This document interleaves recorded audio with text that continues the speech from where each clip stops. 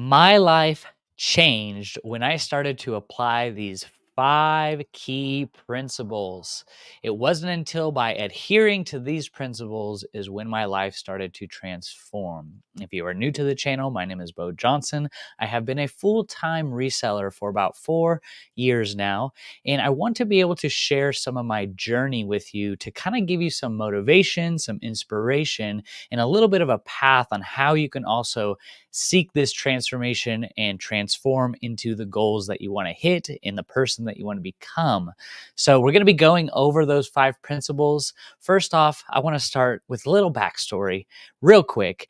It was not until about 5 years, 4 or 5 years ago, when I read this book. I was working at a minimum wage job, waiting tables, making about $30,000 to $40,000 a year. While that might have seemed okay, it wasn't up to my potential, right? I was not happy. And maybe you're in a similar situation right now. So I want to bring some of these principles into this video, but it wasn't until this book right here, The 5 Major Pieces to the Life Puzzle, that I read 4 years ago in December. If you could see that there. My wife read it just recently last year, and I read it about 4 years ago. And it really answered a lot of questions onto why I wasn't getting the results that I was wanting. You know, wanting it is half the battle, but it was the other battle that I wasn't even aware of. I actually needed to become a better person to get the results that I was seeking.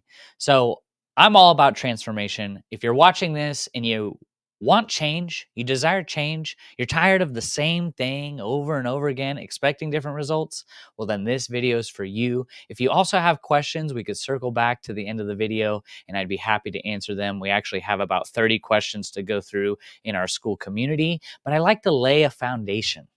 And it's before you build anything, what do you do first? You lay a foundation. And that's what we're doing here.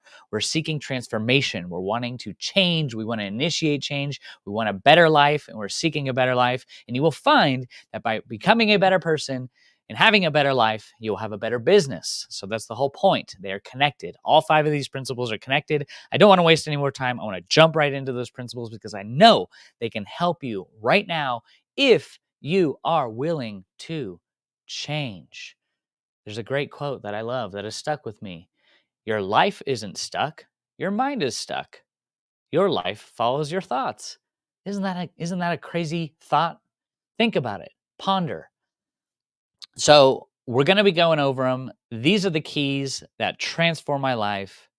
Praise God for books. Praise God for information. Praise God for principles. So we're going to be going over it right now. We're going to go quick, and if you want to catch it on the replay and go over it slowly, you can. But I think that these are going to be really helpful. So these 5 principles, the presentation explores the key 5 principles of the power to have the power to transform one's life. So the 5 principles are philosophy, attitude, activity, results, and lifestyle. And it's all based out of this book. This is the book that helped. I'll put it linked down below after the video. But these principles work together to shape our mindset, our actions, and ultimately our outcomes. By understanding and applying these concepts, we can create meaningful change and achieve personal growth. It's really important that we understand the same concepts. Concepts are ideas, and concepts are the raw material for communication. If we have the wrong concepts, we are going to have a misconception. So we need to make sure what these principles truly mean so we can apply them so you get what I am communicating to you. If you do not understand and I don't communicate it effectively, we're going to have a misconception. So I really want to deep dive these 5 principles so you get it, you can ponder it, you can think about it afterwards, and start to formulate your own opinion and your own ideas, because my life isn't your life. I just want to share my journey in hopes that it can inspire and motivate you, because maybe you're feeling a little bit stuck right now and you want change. You're tired of 2 sales a day. You're tired of the same routines. You're tired of your wife screaming at you. Well, these 5 principles are greatly going to help you become a better person, thus leading to a bigger and better business. That's the title of the video, right? How do the top 10% resellers make their money? I guarantee you they are applying these principles in one way or another. Not just resellers, but all business minded people that are absolutely crushing it. You need these principles in order. Otherwise, you're going to have a bad crack in your foundation and they will condemn the whole building. So let's build this foundation so we can help you get on track with your purpose, your vision, and your potential in life. So, um, the book was great. Love it. It's a really quick read. Jim Rohn is awesome. I think everyone should listen to him. But philosophy, what is that? We think of maybe religious ideas and, all of these different concepts. Well, I'm talking about personal philosophy. What is it that you believe to be true? So, mindset and thought patterns. Our mindset and thought patterns play a crucial role in shaping the outcomes of our lives, and philosophy forms the foundation of our worldview. How you see the world is the world that you see. See, the difference between the top 10% resellers and the rest is they see things differently. That's it. So, how you see the world is the world that you see. You can go around complaining about tons of things, but then other people see opportunity. Other people see crisis, other people see opportunity. So you really got to change the way you think, and that's one of the hardest things to do in life is actually changing your mind, changing your traditional way of thinking. It's just like going to the gym. Your mind is a muscle. It needs to be worked on to be effective. So, mindset and thought patterns. What are you thinking about on a consistent basis? Meditation is just a form of repeated thought. What are you meditating on? What are you putting in your mind every day that comes over and over and over again? Look up this word, neuroplasticity. Your brain literally becomes what you think. So, like, the more you think, the more you're going to manifest those patterns and actions. So, going back to working in a restaurant, minimum wage, I wanted the better life. I wanted to make more money, and I was depressed because I didn't know how to do that, because I had to ditch my old way of thinking. I had to get on a new mind. I had to delete and demolition all of the bad thoughts, all of the wrong things of blaming my life, why it wasn't going so good, on other people, on other circumstances. And soon you start crossing all these things off the list. And the only thing that isn't on it is you. I was needed to be on the list, at the top of the list. I was the reason why I wasn't seeing the results that I wanted to see. So, sum of knowledge. So, your personal philosophy is formed by the sum of your knowledge and the journey of how you obtained that knowledge. And that forms the foundation of your worldview. So you only know what you have learned. So you need to gain knowledge. What is knowledge? It's information. That is when I started heavily investing in books, reading and reading a book a week for 4 years straight, reading and reading and reading and figuring out how I can apply some of these concepts and principles into my life. I just had our second child and I was working at a dead end job. I really needed to change. So my hunger for knowledge kept pursuing. And not all information is correct information. So you need to have discernment on what is right and what is wrong based on your personal philosophy. So, setting our sail. So, this is a great quote from the book. Hopefully, this resonates with you. What guides us to different destinations in life is determined by the way we have chosen to set our sail. The way that each of us thinks makes the major difference in where each of us arrives. You are on a destination. You are going somewhere in life. Is it where you want to end up? You need to figure that out. This is why I'm preaching all the time. Vision. You got to have a vision. You got to capture the vision. You got to know where you're going. If you have no vision, how do you know where you are ending up in life? Your destiny is tied to the destination. Where are you going? And it's really through that journey and process of refinement that gets you to where you want to go. Like, you're not a finished product and then you go on the journey. It's through the journey of the ups and downs is what refines your character and makes you a better person. So little by little, keep chiseling away and working on yourself. But it really is determined by what we know and setting that vision up, right? So personal philosophy, that's the first one. You got to develop a personal philosophy.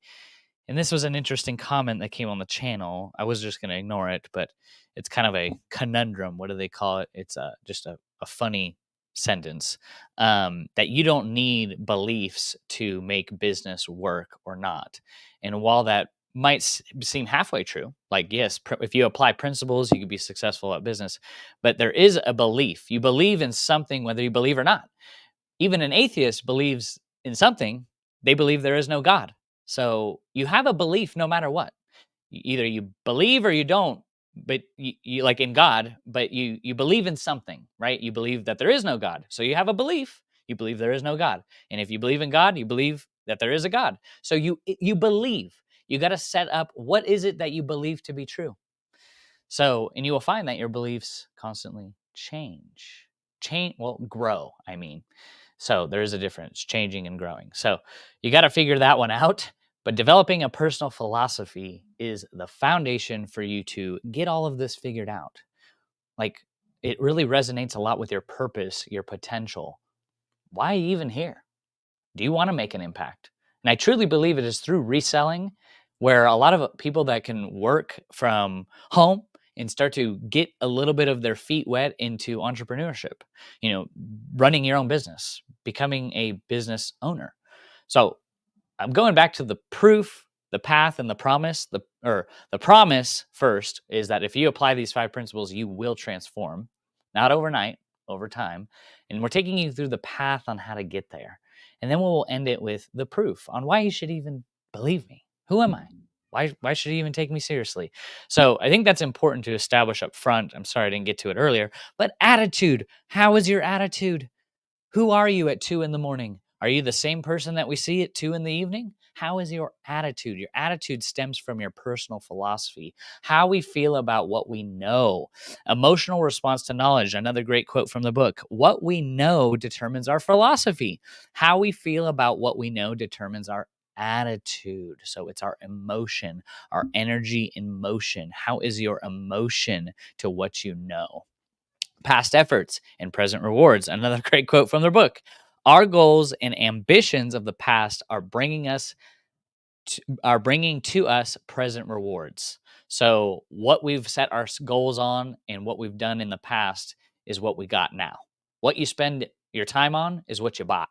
So make sure you're setting goals, putting high standards on your life, and making sure that you reap what you sow, right? That you're planting seeds now in the downturn time so you can reap a huge harvest. So our goals and ambitions of the past are bringing to us present rewards. If our current rewards are small, then our past efforts were small. How hard are you actually working on the thing that you want to do? How hard are you actually working on the business plans, the ideas, on the resale business? Are you giving it your all? Are you putting in 110%? Because if not, the next person is. If you are not, the next person is. This is very competitive when it comes to any parts of business. If you are not putting in all that you can, then the next person will, and they will take the market share. Remember the Pareto principle. 20% of sellers, 20% of businesses are making 80% of the profits. Pareto principle, look it up. So, influence on productivity. Our daily productivity and effectiveness are primarily influenced by our mindset. Be careful of what you think about all the time because meditation, remember, is just the repetitive thought. Just if you repeat bad thoughts, you're going to start manifesting bad actions. You just got to make sure I like to see it as like the metaphor between, what you water a plant with, how you take care of plants, the germination process. Are you having them in a proper environment? Like if we pour gasoline on a plant, it's going to die. So we make sure we are like the plant and we make sure we give ourselves what we need, right? We have a proper diet, we exercise, we put good things in our mind, we think of good things, we listen to good things, we're around good people. And that's all going to play in contribution to who you become. Because if you put yourself in a bad environment, you're going to start attracting and becoming, and that bad is going to come out into you. Bad thoughts, bad people, bad actions. So you don't want that. They go back to that quote by John Gordon. Being positive doesn't guarantee you succeed, but being negative will guarantee you won't. So just got to make sure that you have that positive mindset and that you take that into all of the things that you do throughout your life. Opportunity, remember, not crisis. So, attitude. What is your attitude? It stems from your personal philosophy. How is your attitude right now? Got to check that. Hey, and I'm a human. There's times where, hey, flat tire on the way to camping, we forgot bug spray, mosquitoes are going everywhere. There is times we're human. Things where we go up and down. We might have a bad attitude. Just don't stay there. People have a bad attitude for life. People can go 10 years having a bad attitude. It's okay. You are human. You are a spirit in the physical realm, having a physical experience. There's ups and downs in life. There's times where we do have extreme crises and circumstances. Just make sure you don't park there. Reflect on it, learn from it, and move forward, because every trial and error through life is a learning lesson and opportunity for us to get better. So, just like with eBay, like for example, there'll be days where you have bad days, bad sales days. Don't let it affect you. That's why you want to have that long-term time horizon. When you're looking at your day-to-day on your chart and you're like, oh, today sucked. I only had 3 sales. But look at when in doubt, zoom out. You need to go look at the year over year, the month over month, year to date, monthly charts, and just see how you're doing. If on the grand scheme of things, you're up 63% year over year, but you had a 3 sale day today, don't get mad at that. You say, we're still on track. We're still on track. We're going there. We're getting there. Appreciate you. If you guys have comments, leave them in the comment section. We do have 30 questions to go through at the end of the video, but we're almost done. Just want to explain how I was able to go from a minimum wage job to generating just around $1,000 a day in sales. Now with Whatnot, eBay, for the last like 14 days, we've been able to exceed $1,000 a day selling used clothes on the internet. So this is amazing. This is a blessing, and it's too exciting to not share with you all, because if I can do it, you surely can do it. Absolutely. So the third principle is activity. Why aren't we seeing the results that we are seeing, that we want to see? All right. Turning our potential into achievement. So potential for achievement. And a quote from the book, what we know and how we feel merely determine our potential for achievement. Whether we actually achieve our goals is ultimately determined by our activity. What is it that you're doing every day that's going to get you to where you want to be? I want to have $1 million reselling business, but am I going to do that by sitting on the couch, eating potato chips, watching Netflix, going, yeah, I'm going to be a millionaire? No, it takes grit, determination, effort, persistence, faith, and all of these things in combination are going to lead you to your goal. So what are the activities you do every day? Remember, the progress and the success you're seeking really boils down to a simple, small disciplines practice every day. Your listing goal, your photography, your sourcing, your shipping, constant and consistent. And the more you do that, you're going to blow past your competition. Discipline. So learning and knowledge. You only know what you have learned. What you thought you knew will oftentimes surrender to what you have learned. So that's why we should be on a constant pursuit of information and learning, whether you are trying to get better as a person or you're trying to get better in your business. Always be learning new things, especially when it comes to the clothing niche. When you resell clothing, what sold well last year ain't selling good today. So you need to really be learning on the markets and the seasonality, so you don't get taken by surprise and be forced into a change that you don't want to change into. So initiate the change by having a hunger for knowledge and learning, and especially when it comes to clothing, because there's such an up and down trend change all the time. So let me repeat that. You only know what you have learned. And if you stop learning after 15, 18, 25, then life's gonna come and it's gonna test you, and you got to be prepared. So that's who I was, 7, 8 years ago. Life hit me. I had no idea what to do because I lacked information, because I didn't learn very much. And here's my point. I was starting to have kids. And if I teach my kids what I know and I don't know very much, then my kids are going to be as smart as me. So I don't do it for me. I do it for the next generation.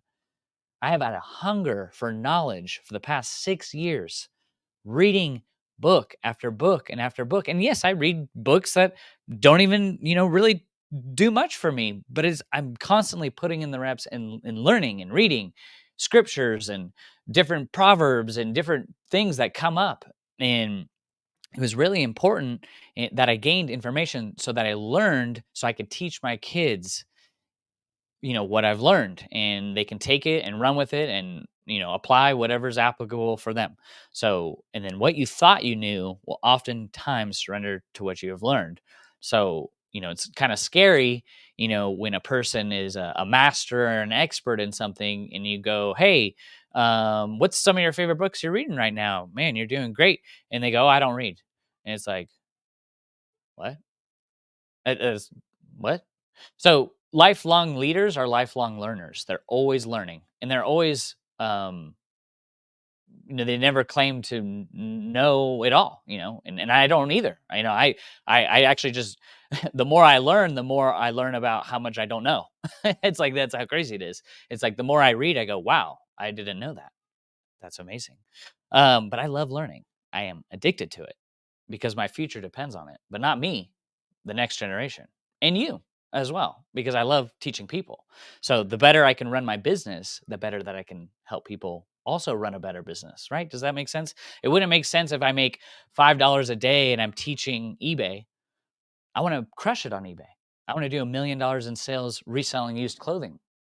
So you can as well, and I can teach you and show you for free in our free community. So yeah, it's really important. I know we parked there for a minute, but it is really that important that led to the transformation from going from a minimum wage job, making $35,000 a year, waiting tables for years, to getting information and learning that I needed to learn and learn and learn to be able to get different results.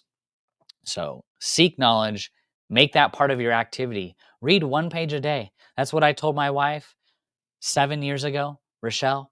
Y'all know her now on the Whatnot shows, but one page a day, honey, one page a day. Her first resistance to that is like, I don't have time. I don't have time to read, but your future depends on it. And little by little, she reads more than me now. She reads more than me now. Right now, she reads more than me. So look at that. So one page a day turned into reading more books than me. And I just hope that you can take that principle of activity and run with it because your future depends on it. So learning and learning and learning. And not all information is going to be good information. So remember that. Taking action. So activity is the crucial step that transforms our potential into actual achievements. And it is my belief, you don't have to believe what I believe, but I believe that we have unlimited potential. We have untapped potential. You will be really surprised on how capable you are when you go through something difficult, when you really push yourself to the max. Do you think that you're doing all that you can do today to see the business you want to see, to become the husband or wife that you want to be? Are you doing all that you can do? I just ask you that because I asked that to myself 5 years ago and I wasn't. There we go. So activity is the crucial step that transforms our potential into actual achievements. So what are you doing today that's going to take you to the next step tomorrow? So the fourth principle, and we'll wrap it up here. We got one more, and then we'll kind of go to the proof on why you should believe me and kind of take all this and formulate your own an opinion. And that's my hope and goal for you is to get you thinking. That's all, is to really watch this video and to go formulate an opinion. You can scream at me, you can mock me. It don't matter. Just I'm speaking to the 1%, you. I'm speaking to you, the person that's going to take this information and run with it, and their life will change. So that is my hope for you. And I know it can be possible because if it worked for me, then there's something that you can take out of this that can work for you. Remember, principles are the key for transformation. So results, the direct proportion to effort, effort and results. So results are always in direct proportion to effort. Results are always in direct proportion to effort. I tell you, ladies and gentlemen, this book, very easy read, about 150 pages, written in 1981. I'll put it linked below. These are a lot of these quotes that are coming from here, but this one is a really transformative book that's going to help you lay the foundation. We're not trying to build a skyscraper here. We're not even trying to build the walls. All we're doing right now is laying a foundation. Because before you build any building, you lay a foundation. So This is what we're doing right now. These are principles that lay the foundation for your growth, for your business, for your family, for all things. These are the things that we need to do. So the efforts and the results are always tied to the proportion of the effort that we're putting in. If I go to the gym and I want to be a stronger person, but I'm lifting 1 pound for years, 1,000 years, that's not really a lot of effort, right? Come on. You'll get it after I'm gone. All right. So actions determine future. All that we do determines our future results. It's tapping into the principle that I love so much of sowing and reaping. What are you sowing right now? What are the seeds? What are the things you're working on right now so you can reap a big reward? And this is one of my favorite quotes from Alex Hormozy, and maybe he got it from someone else, but it's pain now or pain later. Pain now of accomplishing the thing that you want to accomplish in life, or pain now living in regret, not accomplishing the thing that you wanted to do in life. So you can either go through the pain now of the late nights, the working after your 9 to 5, you're working 5 to 9 while everyone's going out partying on the weekend, you're working. What's the pain right now? What's the season of sacrifice? We all have to go through a season of sacrifice at one point or another. Thank God for seasons. But just what is the thing that's going to get you to where you want? And it's probably going to be a little bit painful. Waking up at 3 a.m. is difficult. It's not an ordinary thing. Normal people don't wake up at 3 a.m. But we aren't here to be ordinary people, are we? Ordinary people don't change the world. And it is my belief that we are created with special gifts and talents that the world is here to enjoy. And if we become ordinary, people probably might not want what you got. So we're trying to become extraordinary. We're trying to change the world through our business, through our relationships, through our finances. So actions determine your future. These are the what tie into the results that you're seeing.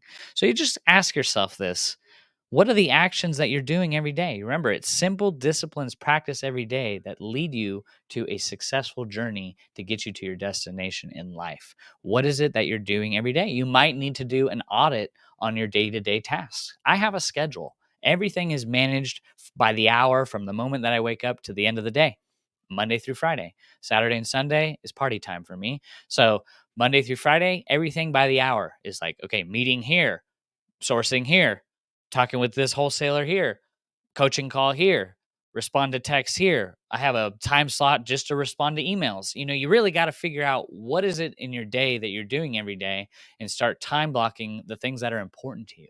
Because if you don't, it's going to be really hard to remember, oh, send Martha a message at 3 a.m. Who's going to remember that? You got to schedule it. If it doesn't get scheduled, it won't get done. So that's part of the actions that helped me. I never had a schedule up until the last 2 years.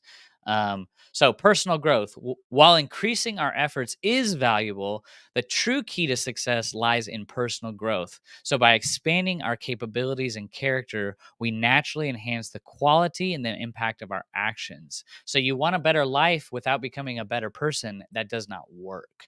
So this is why I'm always going back to the principle of work harder on yourself than you do at your job, and they can't keep you because you've become so valuable, you'll be worth too much. Let me repeat that. If you keep working on yourself and you become a better person, you are going to become more valuable, and your job won't be able to keep you because you will be worth too much. You will be able to command much more money per hour in the marketplace because you become a better person. You can learn about coding, programming, computers, setting up websites, whatever. Those are just examples. You can run an e-commerce business, a resale business, and you will, as you become better at those things, that $14 an hour job, you're going to laugh at because you're better than just cooking hot dogs on a grill. You are far more capable. Just saying.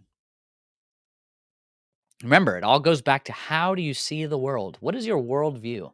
The difference between the top 10% resellers and the rest is they see things differently. They're thinking outside the box. They're seeing different. Some people see crisis. Some people see opportunity. That's it. So, the last principle, and then we'll get to your questions. Thanks for attending the TED Talk. But really, it's my passion and purpose to help people. So this is what you're going to get. If you're subscribed, sorry. Um, Lifestyle is the fifth principle. How do you live your life? Back when I first started reading books, 5, 6, 7 years ago, my lifestyle was very poor. It was filled with poor habits, poor thinking. My lifestyle wasn't something to be proud of. And it showed, the bank account showed, the marriage relationship showed, my personal relationship with myself and God. Was poor, so I had to change my lifestyle. I had to change how I lived. And remember, it's called lifestyle. You want to live with some style, right? You want to live your life with some style. You got to have some style in your life. So, changing circumstances. There's a quote from the book. Just want to make sure anytime you see quotes from this book. So, if we are not happy with our current circumstances, we can begin to change them simply by changing how we think and feel. It all starts with the thought, capturing the thought. And then once we capture the thought, we're going to generate the emotions around that thought. And that's going to be the energy in motion that actually helps us take action on what we want to do. So, extraordinary living. Lifestyle is really nothing more than the art of doing ordinary things extraordinarily well. Simple. Remember, it's all going back to the fundamentals of the basics of principles of life, of management. And everyone wants to grow too fast, but yet they don't know how to manage. And that's why you see businesses dropping like flies, because they grow too fast and they go out of business the next day because they couldn't manage the growth.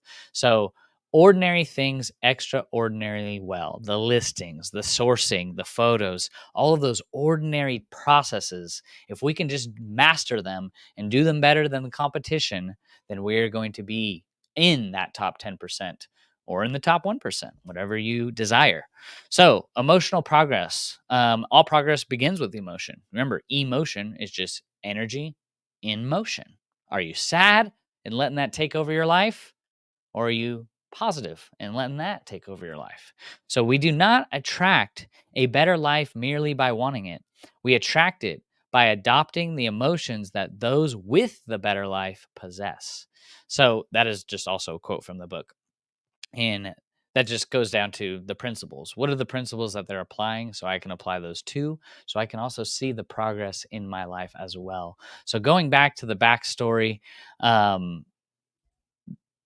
we'll review this. I'll touch on the story. This is good. The interplay of philosophy and attitude. So philosophy is what we know, and it shapes our worldview, and it's the foundation of our thinking and our attitude. So how we feel about what we know, and that influences our daily productivity, and it's the emotional response to knowledge. Pretty interesting, huh? Pretty interesting. From activity to results, the path of achievement. Activity, taking action based on our philosophy and attitude. Effort, consistent application of energy and resources. Personal growth, expanding capabilities and character. And results, outcomes directly proportional to the effort and growth. So that is the thing. Those are the principles that I know that can be helpful for you, because guys, 5 years ago, I was working at a minimum wage job to now running a six-figure reselling business where I get to stay at home, integrate the wife and kids, and be able to actually see the progress of becoming a better person. I get to now see the results because I've taken the effort and the actions and the daily simple disciplines practice every day. And now I get to see the results. And I know you too are very much capable. You can do this too. It's not easy, but it's not hard either. Why? Because if you have a plan and a system and a process, and if you are disciplined in following it, you are going to get the results. It's like this, everybody. You've never baked a cake before, but you want to bake a cake. What do? You read the recipe, you follow the recipe, and what is the end result? A cake. You don't put gasoline in a cake and expect to get the end result. You got to follow the recipe. So your plan and your processes and your systems are the recipe to get you to a six-figure business, to get you to a seven-figure business. You got to follow the recipe, ladies and gentlemen. And for me, I was baking cakes and they were turning out terrible because I wasn't putting in the right ingredients to get the results that I wanted. I wanted to bake a cake, but I wasn't. It turned out like a piece of stone bread because I was putting in the wrong things, but I was wanting the cake, right? I hope that makes sense. I just have that metaphor in my mind, and that it really makes sense, right? When you're cooking something and you want to cook this amazing meal and you've never cooked it before, you usually want to follow a recipe, right? And that's how you can accomplish it. So you want to accomplish quitting your job and reselling full time. What is the recipe that other people are applying that have also done the same thing? I mean, you don't need to just listen to me. There's other people on YouTube. Go listen to them. What are they doing that you're not? And apply what they're doing. So it's easy. It's not easy, but it's not hard. It's if you just can be disciplined to the process. I know it take time. And know it takes time. It's just as long as you do this, you make a reasonable amount of progress in a reasonable amount of time. For me, it took a year, a full year, to really grasp reselling on eBay. So if you got a year, great. And you could do it in less time. It just took me a year. So that was my reasonable amount of progress in a reasonable amount of time. Some people take 2 months and they're amazing. Some people take 2 days. So just know that. Give yourself some grace. What's the reasonable amount of progress? What I like to do is go into your performance tab, go year over year, go into your sales tab, go year over year. And just as long as you're making a little bit of progress, you're on track.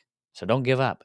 So yeah, my backstory is going from complete ignorance to actually learning a little bit of stuff, and my life changed.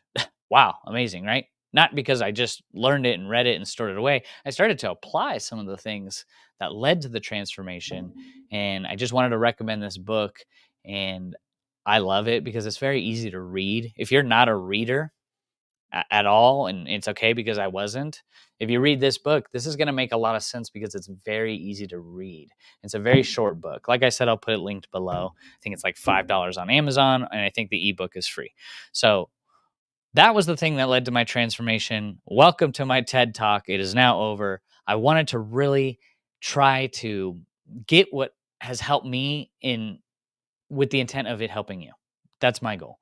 So I got some questions that came in our school community, and I love everybody over there. Thank you for being part of the group. If you want to check out the group and you want to be with a group of like-minded people, or maybe you just have some questions about business in general, you can click link below. It's free, and we can be there to help you. So being part of a community is key for growth as well, because you may not find a lot of people that are also resellers in your local church or your local activities, um, your Lions Club or whatever in the heck you do.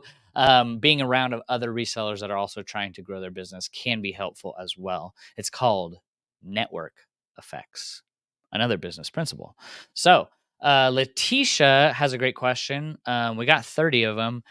I might even sit down, but yeah, let's do that. Let's enjoy now. Appreciate you all. 34 people watching. Y'all are awesome.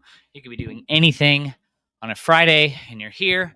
So these questions can be helpful as well. You know, if you're just getting started and you're just learning in your reseller journey, these are a lot of great questions that can help you. Maybe you've had questions for a while now and you just have had no clarity on the topic. So this is just coming from my experience. Maybe people do things differently, so that's fine, but hopefully this can provide some value. So Letitia says, what is the correct item title format for eBay? I've seen in 2 of your videos, they were kind of contradicting each other. One video said the title, brand, one said the title should be brand, gender, item, color, size, material. Then another video said brand, item, gender, size. I just want to make sure I'm doing it correctly. So really, to be completely honest, either way is fine. eBay tells you to do brand, gender, item, color, material, size. And I just do mine a little bit different. Brand, item, gender, size with keywords. So do whatever you want to do. Test it. See if one works better than the other. I've always done my titles, brand, item, gender, size, and we've had good results with it. So some people do it the other way and also have good results. What I'm really speaking to is for the people that are doing titles with a bunch of jumbled words. They're putting large as the first word, and then they're putting blue, and then they're putting boho, and then they're putting the brand all the way at the end of the title. That's a terrible title. So at least having some type of structure where at least brand is first. The most important thing to your title is putting the brand, not the retail price, not dollar signs, not an emoji. It's the brand. So just put the brand first, go from there. But brand, gender, item, color, size, material, that's great. Brand, item, gender, size is also great. better than the latter, like we discussed. So, Letitia, great question. I'm glad that that got cleared up. But I really do believe just having brand and having the item and the gender and the color and the size all together are going to give you a good format for having an effective title. Because as we know, eBay is a search engine based, it's a search engine. So we want to be able to maximize our keywords, right? Okay, so I'm going to move this over here. All right, cool. So John says, oh, this is good. I recently changed mine to brand, item, gender, size, color because I think it reads better to say Athleta shirt, women's large, black, keeping the gender size together. I also remember hearing it the other way too, though. So I would like some clarification, though I suspect it's not a huge deal either way, just as long as it's important info. Is the first 5 characters. Yeah. And that's perfectly said. Exactly. It's not like eBay. You will not get eBay sales if you do brand, gender, item, color, size, material. I'm talking about when I see stores and I see titles and they're all mixed up. It's really difficult. And like I said, or like John said, it says it would read better. It just like reads like you're reading a book, like Athleta shirt, women's large, black. Oh, okay. But some people put women's shirt, black, large, cat, dog, house, banana, Athleta. What? I've seen titles that are crazy. You don't want that. You don't want that. All right. So, good job, John, clearing that up. Wow, there's actually 6 comments on that. Hopefully that answers all the questions and comments for that.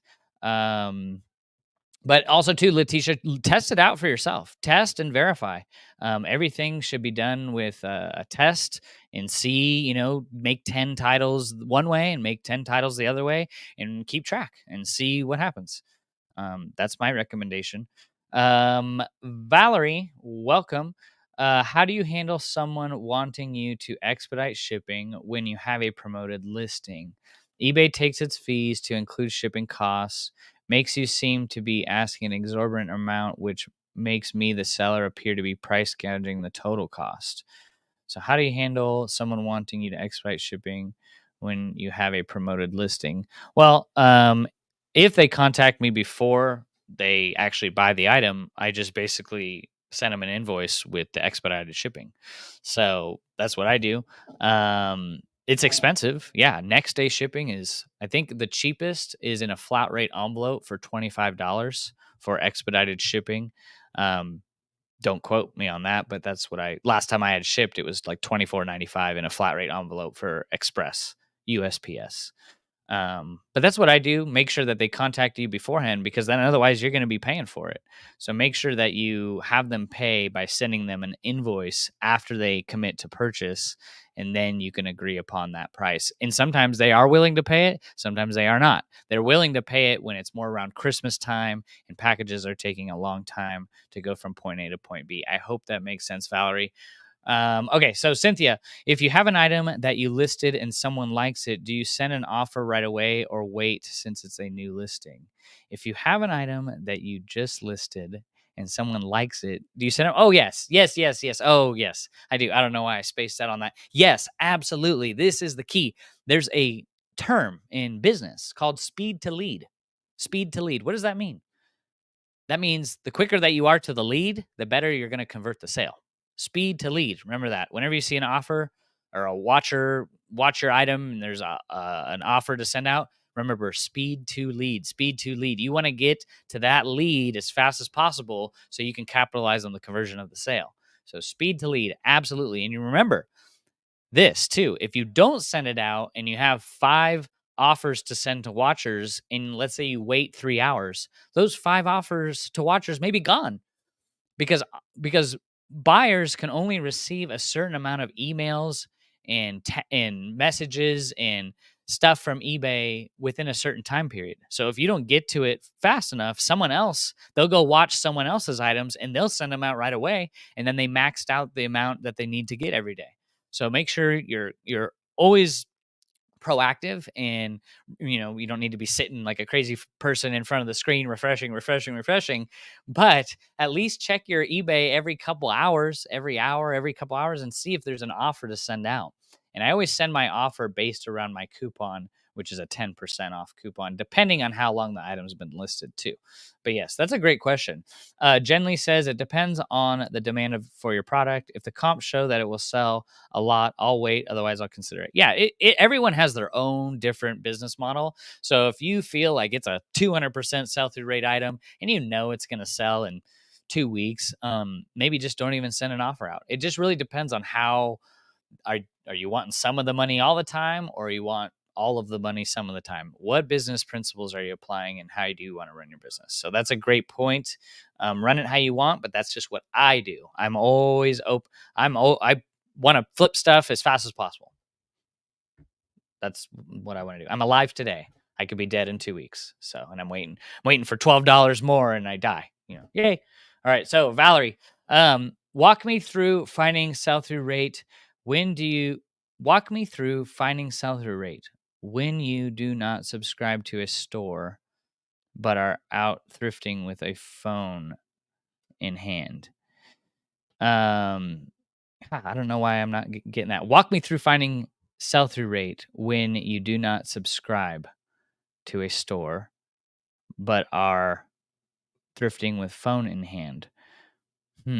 Well, there's two ways. There's a quicker way, and I hope this answers the question. But recently, like 2 months ago, eBay added a feature onto their app, product research, and that's just Terapeak. And that's a really quick way to find sell through rate, average sale price for a particular item. I use it every now and then when I'm in a hurry, or you could do it the old fashioned way by typing in the item and looking it up and checking completed and solds. And you also want to do this because I've found this was interesting. I don't know if it's a glitch or not, but when you're typing in, let's just say cool men's shorts, cargo size 32, then it shows you 800 active. When you go to sort and you hit lowest to highest, that 800 will turn into 250. And you're like, I don't know why that is, but I've been doing that.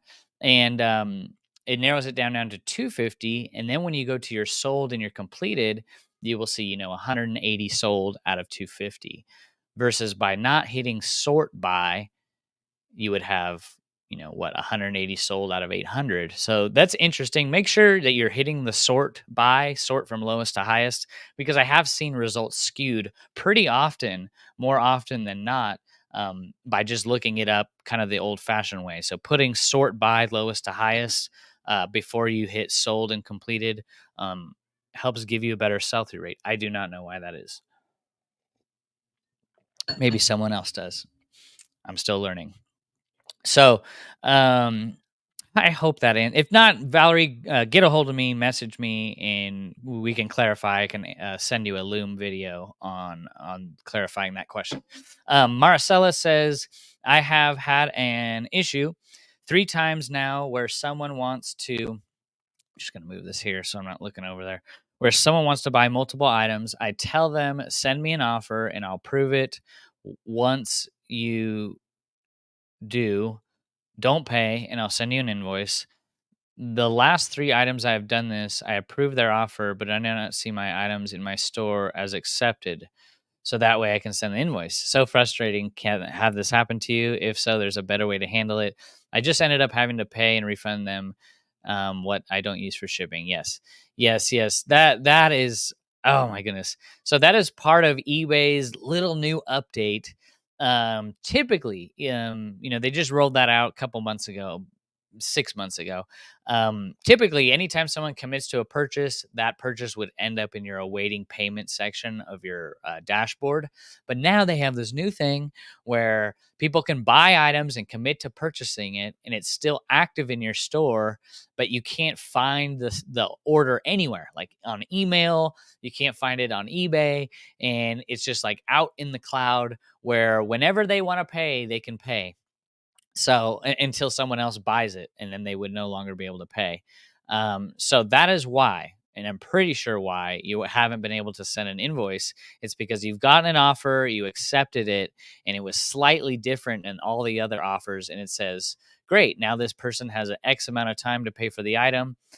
That way, if they do buy multiple items that way, they would have to pay the full shipping. But it's okay because you can refund the difference in shipping. But it's very frustrating from a buyer's point of view. Um, Geez, eBay, I mean, Whatnot has the combined shipping down, but eBay is still in 1997 waiting on version 2.0. That's how it is. That's, I'm pretty sure, is what you're experiencing, because I get those offers all the time and people haven't been able to get combined invoice shipping because it's a different type of offer. That's why. So, um, Marcel asks, at how many items did your store do you finally feel secure, all bills paid and able to start saving? And about what was the sale price per item? So this is going to be different for everyone, but I remember it was at 2,000 items in my store before I started to pay the rent with our profits and also be able to buy more inventory to hit the listing goal. And that was listing 20 items a day, 2,000 items in my store. But it's going to be different for everybody. I mean, someone can find 10 gold bars out there for $1 and sell them all for $2,000 a piece. So it's different, going to be different for everyone. But I would say generally for like used clothes and you're shopping at the bins, it's probably going to take, at least 1,000, 1,500 items before you start to cover your life's expenses and still be able to have money on the side to reinvest into more inventory. But like I said, it's going to be different for everyone. ASP around that time was about $24 per sale.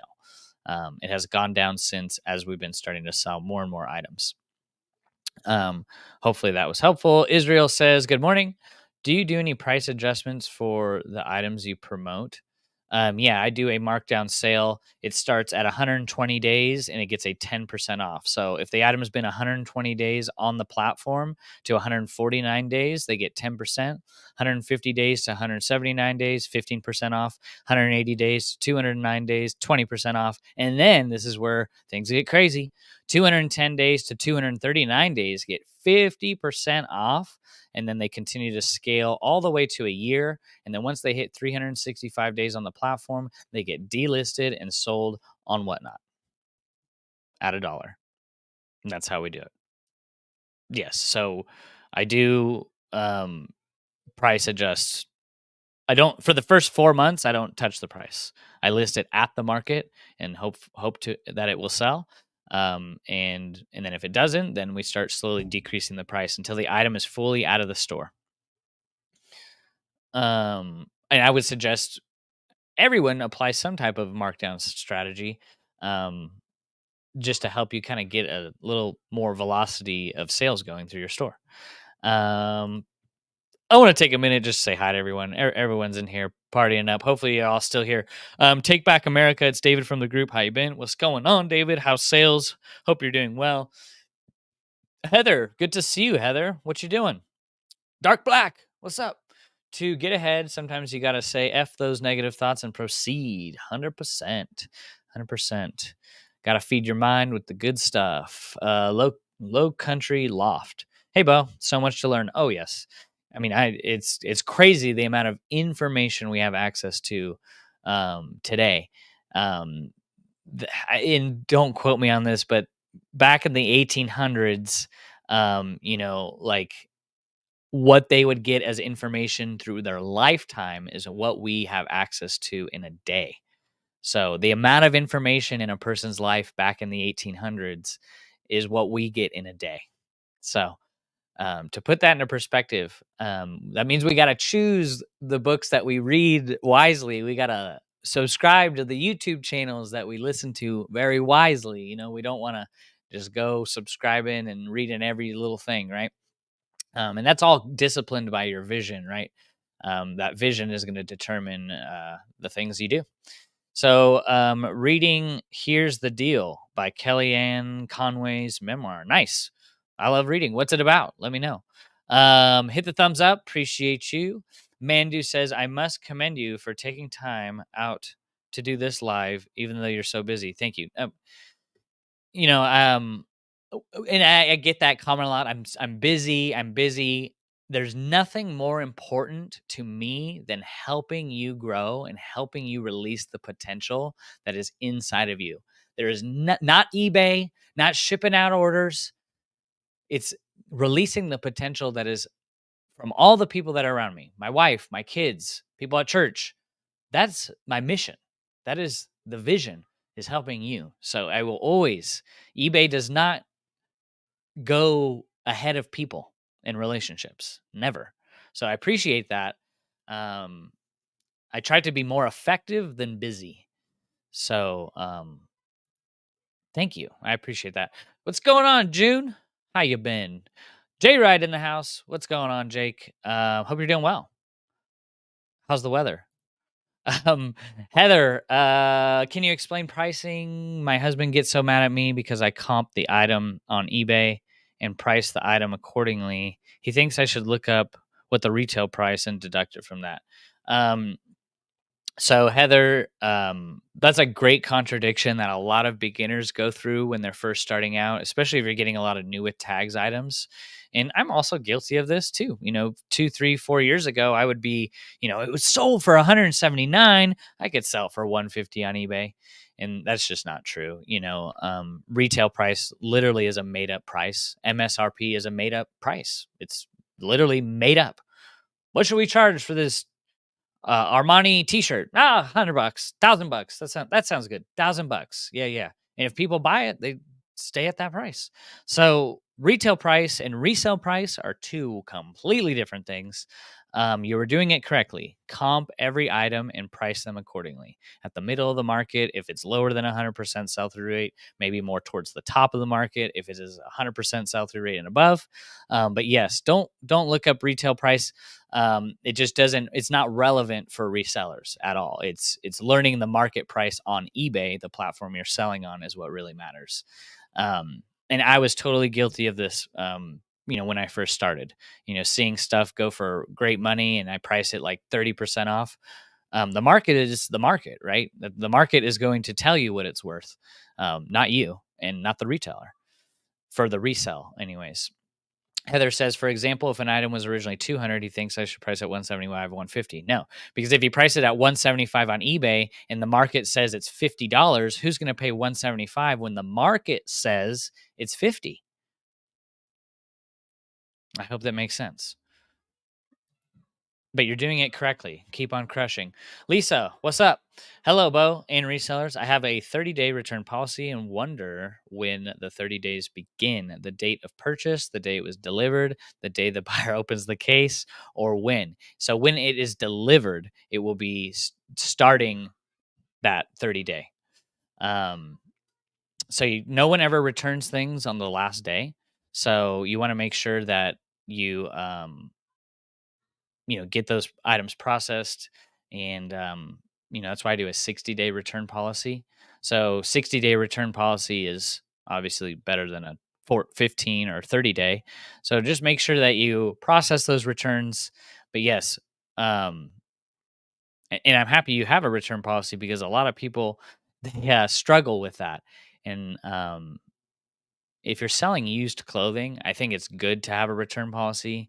If you sell new things, that's up to you.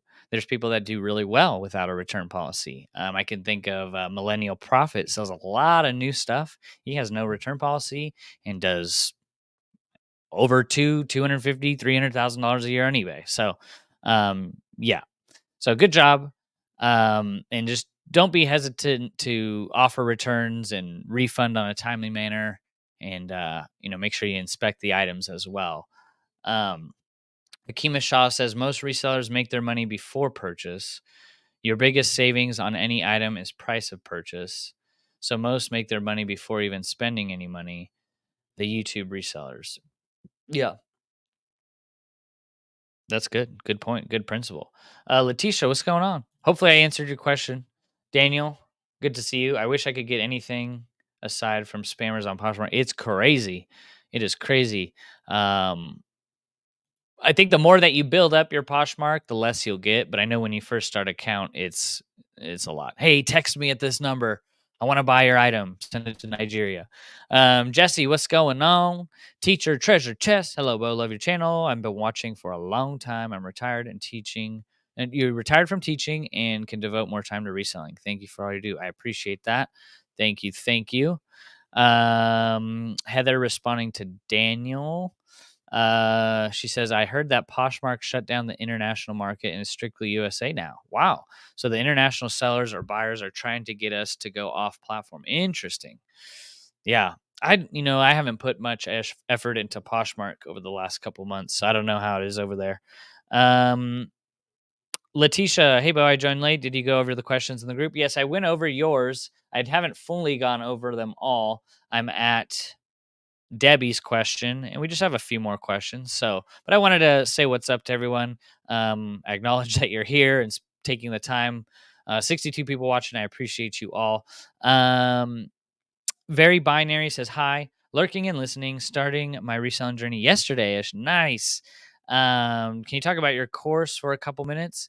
Yeah, I don't have a course. I just have a community of people that are all trying to do the same thing, get better as humans and get better at business. It's free, link down below. And we do master classes like this on a weekly basis. Next week we're doing our free store reviews, so that can be helpful for a lot of people. We usually do about 25 store reviews at a time, and that is completely free, and you can check it out. Love to have you there. Utah Jazz, the best. Yeah, yeah. Tillamook says, you're full of love. Thanks for being such a loving role model. God bless you, buddy. Hey, it wasn't through much effort, like it took a lot of time. 8, 9 years. My wife and I, we look back on our life and we just go, those were different people. Different.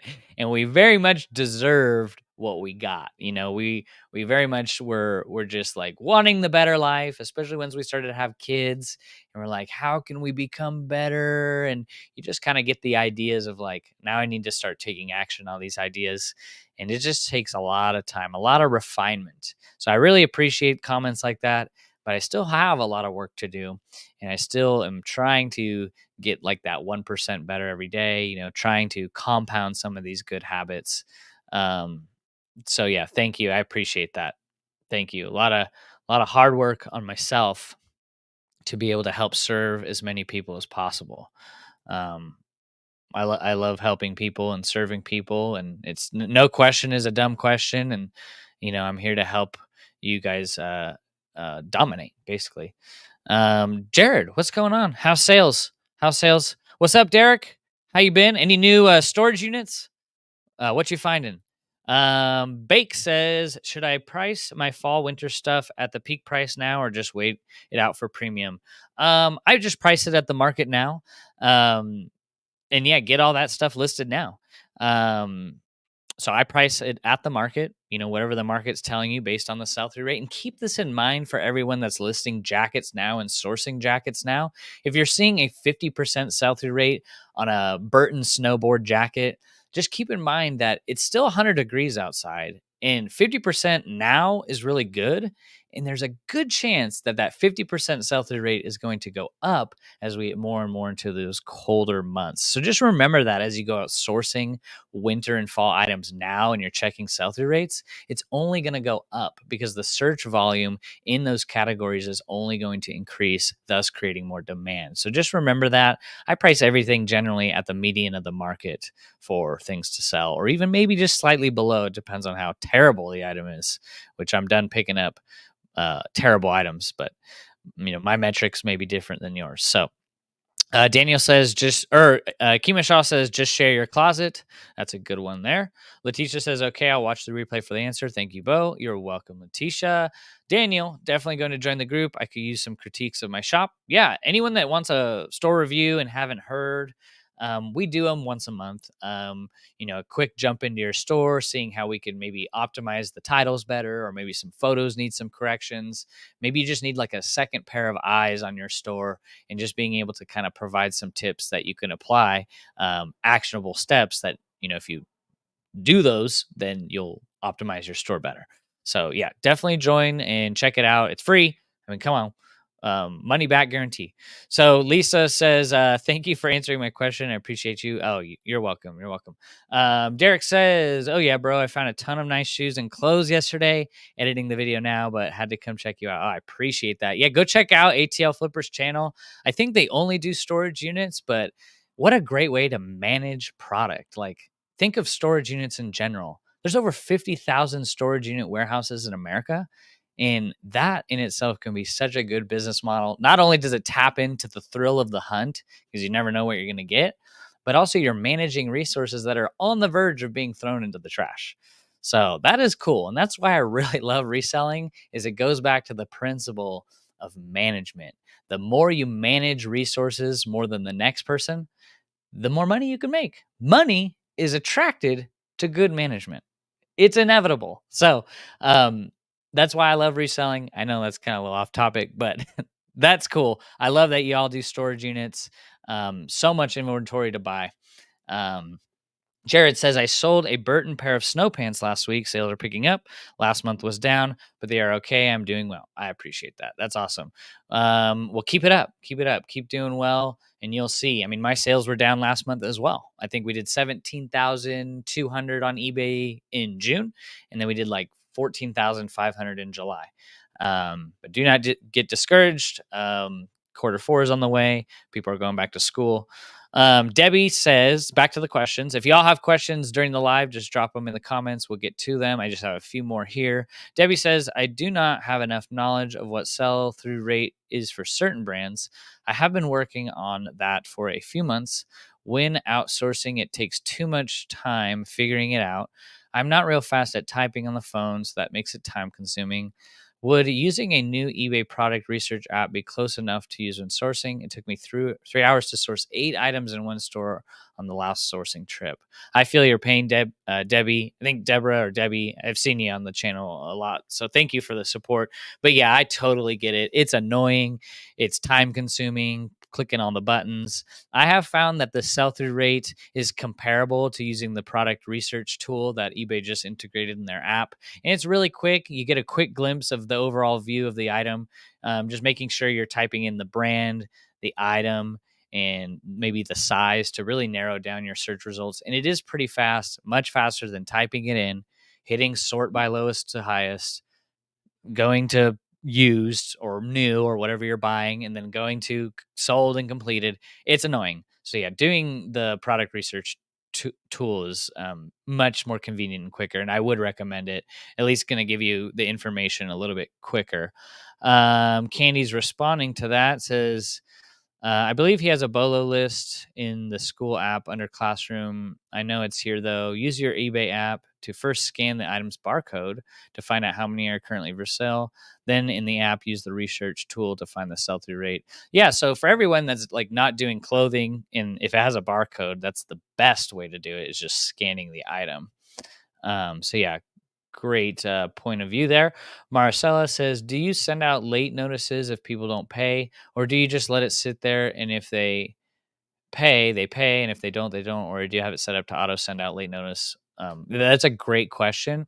And every day I have my things to, so she's talking about after I accept an offer, or after someone accepts an offer I send out, they're going to the awaiting payment page. After they go into the waiting payment page, every day until day 4, they get a message that reads, and I just do this in the morning. It takes 2 seconds. I say, hello, just a friendly reminder that payment for the item is still pending on my end. Once received, I'll be happy to get your order shipped out. Thank you. And I just send that every day. And it's really funny because I get a lot of responses that say, oh, I thought I paid already, or I thought the transaction was paid for. And sometimes people say, thank you, I completely forgot. So eBay is a unique platform, everybody. Like, it's I think it's the only platform where you can commit to buying something and you don't have to pay. You can hold it and not pay until later. I don't know. Do you know? I'm sure there's something else out there, but that I know of. And that's why a lot of people are like so used to Amazon, whatnot, Poshmark. It's like once you pay, you pay. But on eBay, you can pay, or you can commit to paying and then pay later, which is a silly little thing. But yeah, awaiting payment, I send a little message out like that, and then I just send the invoice along with that. And then it auto cancels after 4 days, and then it relists. So unfortunately, it's just another little eBay thing we got to do. But great question. Valerie says, When you list a garment, sometimes the tag will not only say 3XL, but it will include 3XB or 3XLT. I do understand the differences. However, which size are you listing directly in the title, if not both? Understanding, I'm able to include and specify that further down in the description. Yeah. So you kind of know what they mean already. Like 3XL's a regular, 3 extra large, a 3XB is an extra big. So it's going to be a little bit shorter and wider, and a 3XLT is extra large tall. So you understand those, but I'm basically just saying what it is exactly in the title. So if it's a 3XB, I'm saying 3XB, and then I even type out the word big. And then if it's a 3XLT, I type out 3XLT tall, and then 3XL, I type out 3XL. So not like in words, I just put the number 3 and then XL. Um, and then you could also clarify in the description. So, yeah, that's how I do it. I just want to be as accurate as possible when it comes to my title. So, John says, do you advocate running the daily coupon on all the items in the store, or do you run it on a certain category or listing age? I'm not sure how you'd ever sell an item at full price if the daily coupon is all inclusive, unless some people miss the coupon. Oh, that's a great one, John. Yeah, it is so crazy on how many people don't use the coupon. It is mind blowing. I can have a 50% off coupon on a $50 pair of shoes, and someone goes to eBay, they send me an offer of $47. I accept it when they could have gotten those shoes for $25 if they had just looked at the coupon that is a red banner above all the listings, and they didn't apply it. It happens a lot, a lot more than you even know. And I only have a 10% off coupon anyways, so people aren't really kicking up too much fuss about that. But it is interesting, right? And you'd be surprised on how many people will send an offer for less than your coupon. And I'm pumped when they do that, just as long as I don't get a message after the fact. But hopefully that made sense. I think I clarified that. But yeah, common sense is not common, right? So that's just been my experience on eBay. April says, I have a pair of Levi's that only have the red tag with the white circle and the R. The research I have done is that Levi produces 10% of their product um, that want to keep a trademark. And it said the resale is 150 to 200. No, I wish it was that case, but I find those all the time, and they generally sell between 20 and $30. um, unless there's some crazy vintage. But yeah, there you said it correctly. They produce about a certain percentage of their Levi's with that red tag with the little circle and the R. It's just a trademark thing. So, but yeah, not 150 to 200. Um, Derek says if you take pictures of the tag inside, it will help know the date and material. Yes, it will. Yes, it will. Lorna says, hi, Bo. On photos in the art of the sale, do you recommend taking all photos with a yardstick? And do you also recommend taking as many pictures? Geolocated on phone as eBay will allow. I bring up the geolocation for all my pictures because the data stored within the photograph allows for better search results. Wow, that's amazing. I love that. I just spoke with you the other day. You're very tech savvy, and that is an awesome revelation there. So that's good. And that's great. If that works for you, do that 100%. And do I recommend taking all photos with the yardstick? Yes, I do. You could buy the resale ruler from Tech and Sports. That's very handy. Or you could just buy a simple yardstick from Amazon. And I've had mine for 4 years. I can't believe it's lasted that long. And I do think measurements are important to include, especially with like hard goods and ornaments and little knickknacks. People don't really know the size of a thing from just a photo. So by including a measurement is really going to help convert the sale. And when I'm talking like for button-up shirts, you're doing the pit to pit, the collar to the bottom hem, and then the collar to the cuff. Those are going to be helpful for a lot of dress shirts. And then for men's jeans, women's jeans and pants, it's going to be the waist, the inseam, and the rise. And sometimes the leg opening can be helpful for measurements. And it helps you. Um, it helps you get more photos in your listing. And then do I recommend taking as many photos as possible? No, I don't think it's worth taking 24 photos of a pair of Nike pants. Just take as many as necessary because you don't there's a diminishing returns. It's like 8 to 12 is generally a good amount. But if it's like an expensive item like a Burberry sport coat, I like to take as many photos as possible. Sometimes it is 20 photos because it's going to be an $800 sale. But for most items, 8 to 12 photos I think is generally pretty good. Jamie, what's going on? Jamie says, "What is the best way to sort items you have sourced for the day? Do you just make a pile for jeans, long sleeves, short sleeves, shirts, etc., or do you stack them however they come out of the bag? Do you make separate?" So I'll answer that question first, and then we'll get to the next one. I sort them how they come out of the bag, and I sort them every time I go sourcing. They all get processed that day and they all get put in my spreadsheet. I count how many items, how many spent, and I just want to make sure that I'm not overspending. So I do that every time I do go out sourcing. I process those items, I stack them in a big old stack. If you've seen my videos before, there's stacks of clothing in the warehouse. There always is. So, and it also helps get out a lot of the wrinkles too. So I don't make separate piles between different uh, types. It's all like mixed in jackets, long sleeves, it's all mixed in because I'm listing all that stuff year round. Do you make separate piles for each day so you know what you have to photograph each day, or what is your process? Yeah, that's a good one too. So I have generally processing piles, and then I have piles that are for listed and put away, and then I have piles that are need to be photographed. So 20 items get taken out of the processing piles, and those get listed in the day, and then those 20 get stacked on the listed and waiting to be processed, like the waiting to be skewed piles. So I have a listed and waited to be skewed pile. And everyone does this different. People do their skewed tags right after they take the photo, which you can do as well. Um, and then I have a processing pile that have yet to be listed. So everything that I list for the day gets taken from the processing pile and then gets set on the waited to be skew pile. I hope that makes sense. I was kind of not explaining that very well. Sean, last question, says, "Do you have a cost of supplies average per item? Poly bags, number stickers, tapes, labels?" No, but I know, no, I'm not like tracking meticulously every stack of tape and everything. But I know for poly bags, I'm paying less than 10 cents for poly bags and the clear poly bags.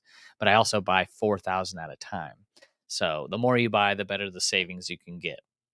But it is all important to track all that stuff. I just bought another table for processing that goes into my spreadsheet. So everything should be tracked, and if you have a hard time tracking, get a separate business credit card to help you track a lot of those expenses. Hope that made sense. Back to the comments. Good to see everyone. Wow, 71 people. Derek says, "Yeah, we're only doing storage units. That's the best way to source for us. Thrifts are too high." 100%.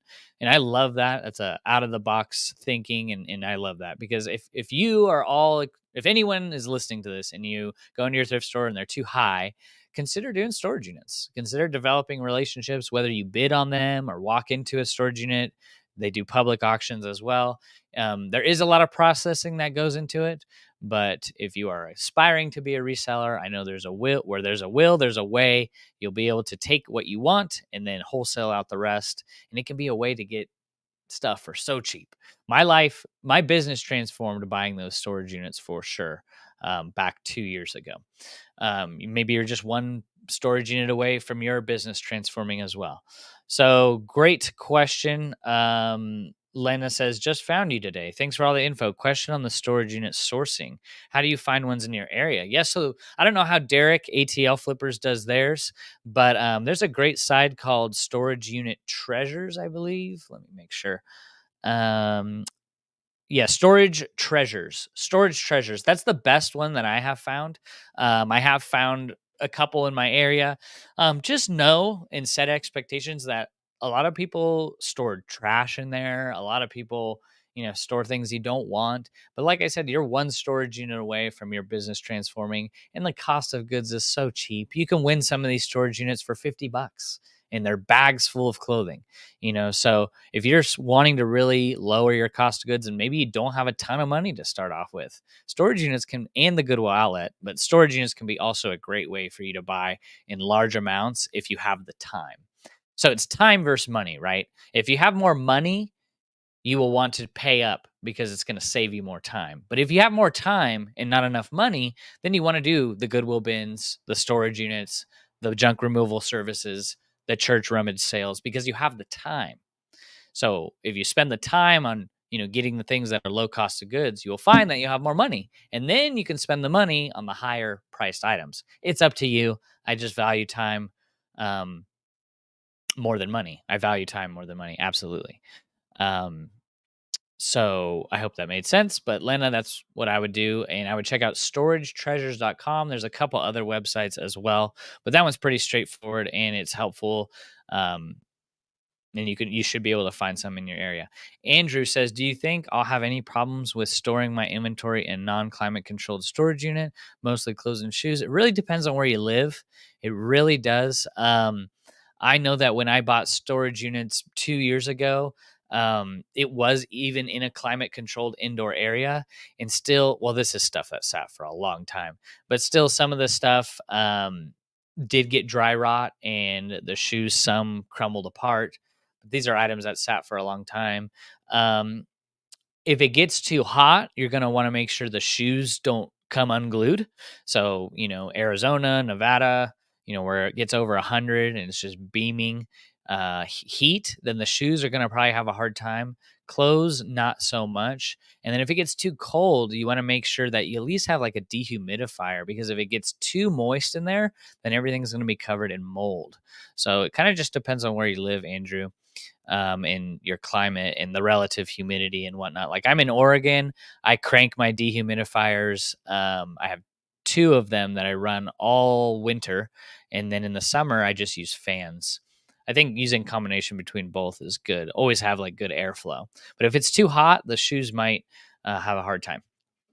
June says, I started asking buyers, can you please take care of this on non-payer buyer? Really works. And I add a smiley face, just letting them know I'm friendly. Yeah, I can seem annoying. Like, are you gonna pay? Like, pay for my item right now.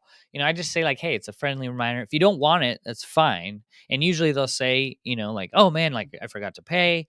I had no idea. I thought I bought it already. And then some people say, oh, thanks for the reminder.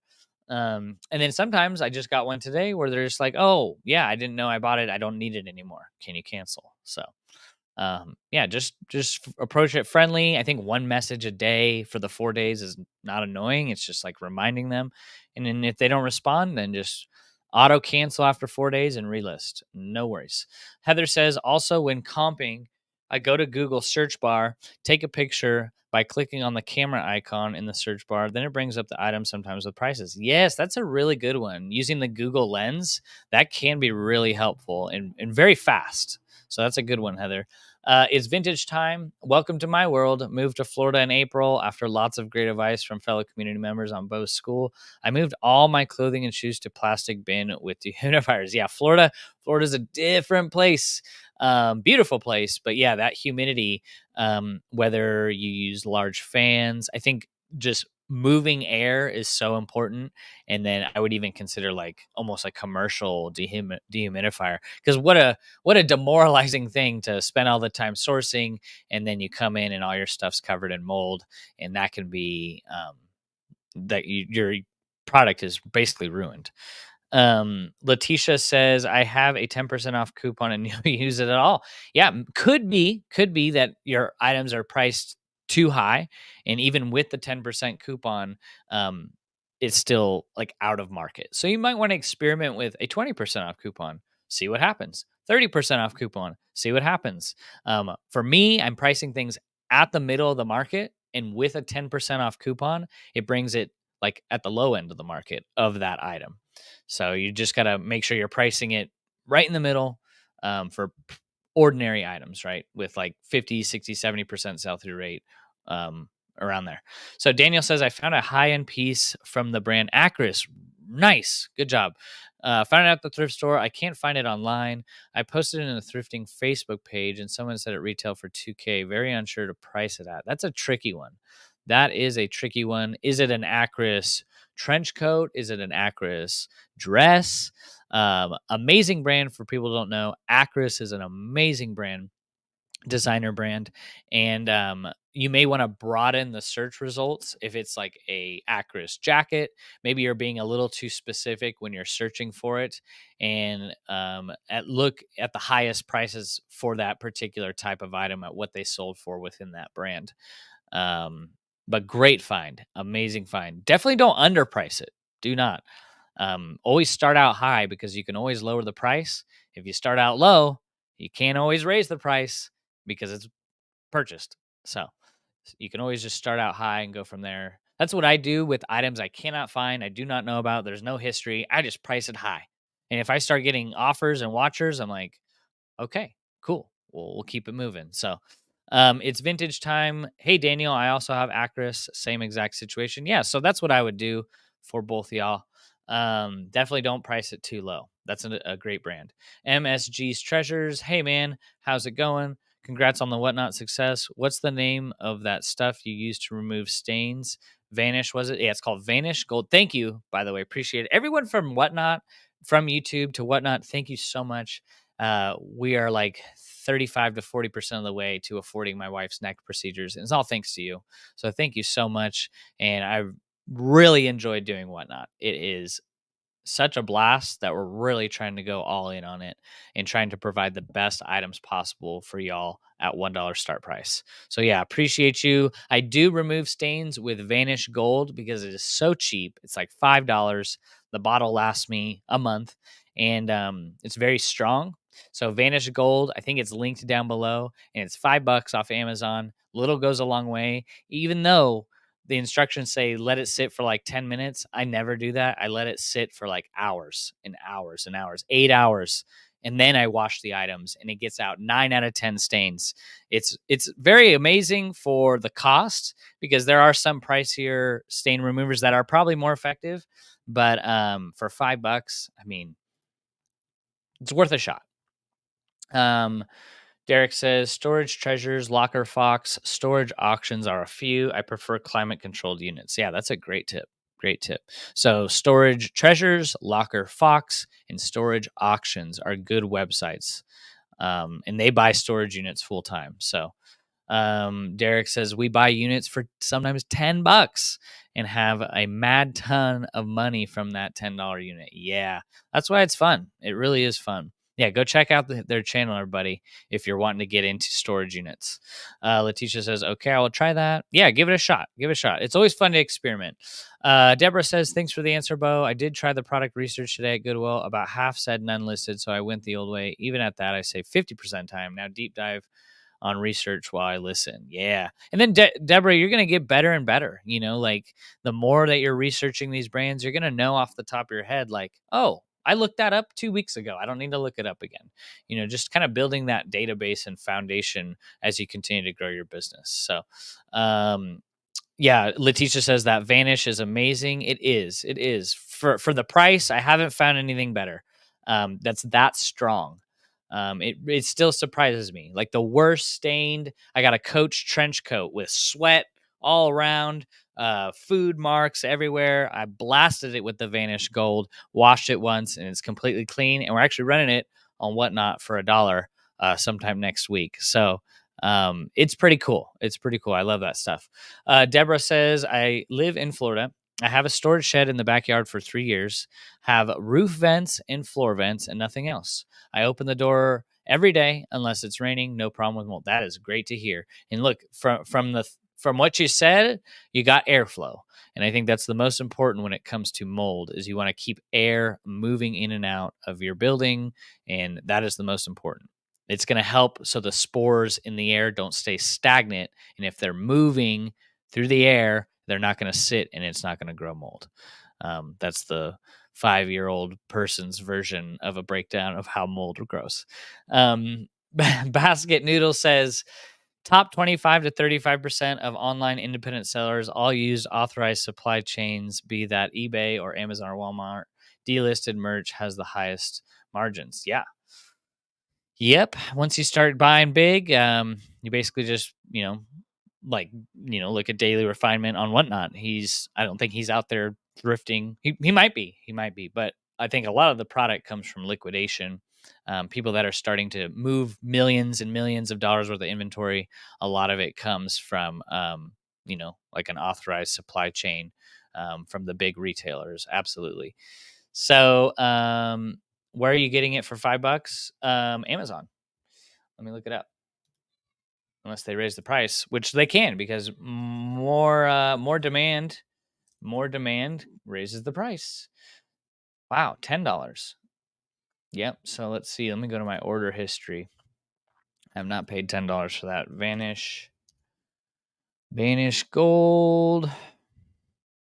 Order details. 540 is what I paid for it on May 29th, 2024. Instead of going to the link in description, type in Vanish Gold and let's see what comes up. Yeah, it's $10 now. That is crazy. You're all market makers now.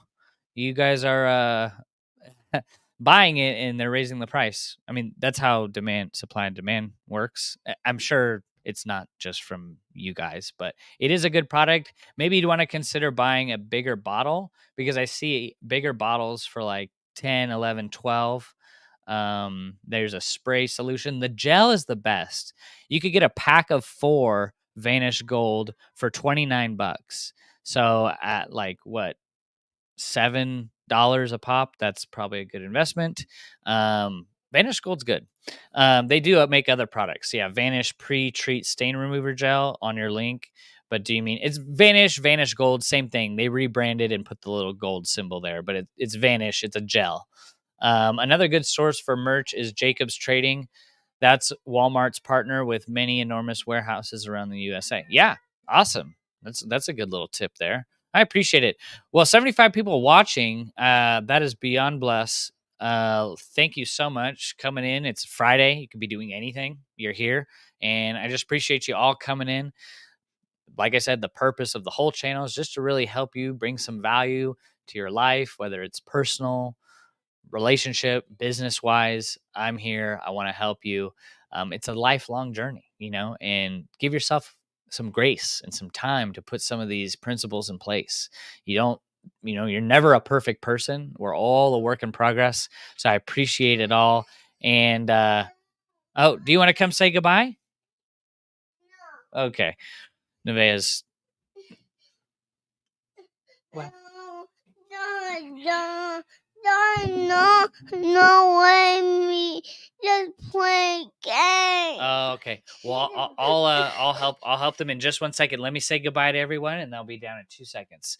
Well, I appreciate everybody, and everyone. If you have comments or questions, you can either reach out to me on the school platform or just comment down below, and I'll do my best to get a hold of you in a timely manner. So, thank you so much. I hope you all have a blessed weekend. It's not all about work. It's also about playing too, having fun, enjoying your life, enjoying the fruits of your labor. So, like I said, get a hold of me if you have questions. And we appreciate you. Have a blessed weekend. Do you want to say goodbye? Bye. Goodbye. All right. Have a great weekend. We'll see you on Monday. Bye.